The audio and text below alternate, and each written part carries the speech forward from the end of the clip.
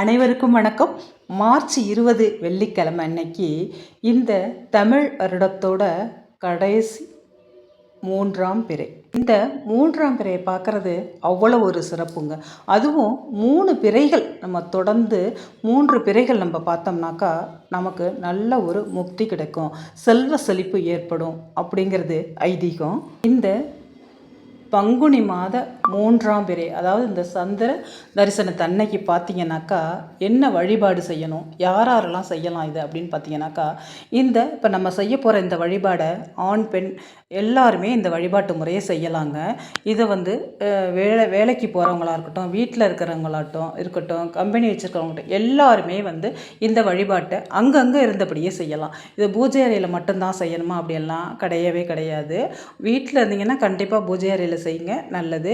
இல்லை பூஜை அறையில் செய்ய முடியாது, நான் வெளியில் வேலையில் இருக்கேன், கடையில் இருக்கேன், தொழில் செய்கிற இடத்துல இருக்கேன் அப்படின்னு சொன்னாக்கா கண்டிப்பாக நீங்கள் இருக்கிற இடத்துலையே இந்த வழிபாட்டு முறையை செய்யலாங்க. நல்ல ஒரு வளமான வாழ்க்கை, செல்வ செழிப்பு உங்களுக்கு தேடி வரும். இந்த வழிபாட்டு முறைக்கான நேரம் எப்போ அப்படின்னு பார்த்தீங்கன்னாக்கா, இந்த சந்திர தரிசனம் மற்றும் இந்த வழிபாட்டு முறை எப்போ அப்படின்னு பார்த்தீங்கன்னாக்கா, மார்ச் 20 வெள்ளிக்கிழமை அன்னைக்கு மாலை 6:31 மணியிலிருந்து 7:59 மணி வரை இந்த வழிபாட்டு முறையை நீங்கள் செய்யலாம். இந்த தாந்திரீக வழிபாட்டிற்கு தேவைப்படுறது என்ன அப்படின்னு பார்த்தீங்கன்னாக்கா, ஒரே ஒரு 2 ரூபாய் காயின்ங்க, அப்புறம் ஒரு கிராம்பு, ஒரு ஏலக்காய். இந்த ஏலக்காய் மகாலட்சுமி அம்சம் கொண்டது, பணத்தை ஈர்த்து கொடுக்கக்கூடியது. அதே போல் இந்த கிராம்பு தன தானியத்துக்கு மிக முக்கியமான ஒன்றுங்க. நமக்கு பொன்பொருளை சேர்க்கக்கூடிய மிக முக்கியமான ஒன்று இந்த கிராம்பு. இந்த கிராம்பு பார்த்திங்கன்னா பணவசியத்தை ஏற்படுத்தக்கூடியது. கிராம்பு எடுக்கும்போது பார்த்திங்கனாக்கா இந்த மொட்டு உடையாமல் மொட்டோடு இருக்கிற கிராம்பாக எடுத்துக்கோங்க.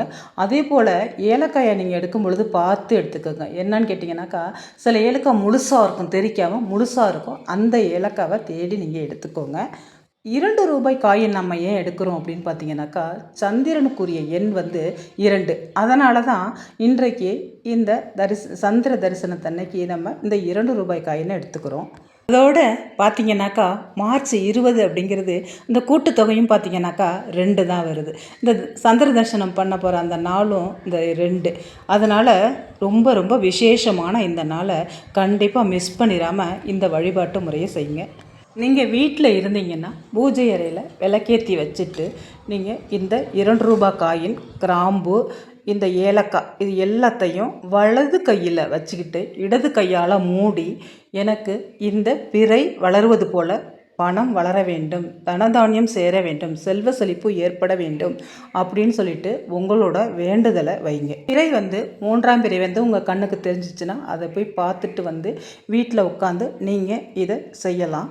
நான் வீட்டில் இல்லை, வெளியில் இருக்கேன் அப்படின்னா நீங்கள் எந்த இடத்துல இருக்கீங்களோ அங்கேயே நீங்கள் கூட மனசு உருகி இந்த 2 ரூபாய் காயினை வச்சு கிராம்பு ஏலக்காவை கையில் வச்சுக்கிட்டு நீங்கள் இந்த 6:31 மணி முதல் 7:59 மணிக்குள்ளே இந்த வழிபாடை நீங்கள் செய்யலாம்.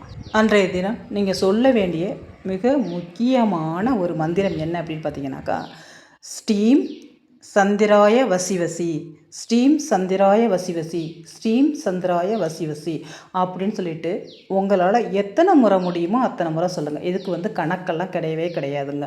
9 முறை, 18 முறை, 108 முறை, உங்களால் எத்தனை முறை அந்த இடத்துலேருந்து சொல்ல முடியுமோ அத்தனை முறை சொல்லுங்கள். நான் தீட்டுக்காலமாக இருக்கேன் செய்யலாமா அப்படின்னா, கண்டிப்பாக அந்த தீட்டுக்காலங்கிறது நீங்கள் பூஜை அறையில் செய்யாமல் நீங்கள் நாணயத்தை 2 ரூபாய் நாணயத்தை கையில் வச்சுக்கிட்டு ஏலக்காய் கிராம்பையும் சேர்த்து கையில் வச்சுக்கிட்டு மனசு உருகி வெளியில் உட்காந்துக்கிட்டு கூட இந்த வேண்டுதலை நீங்கள் வைக்கலாம்.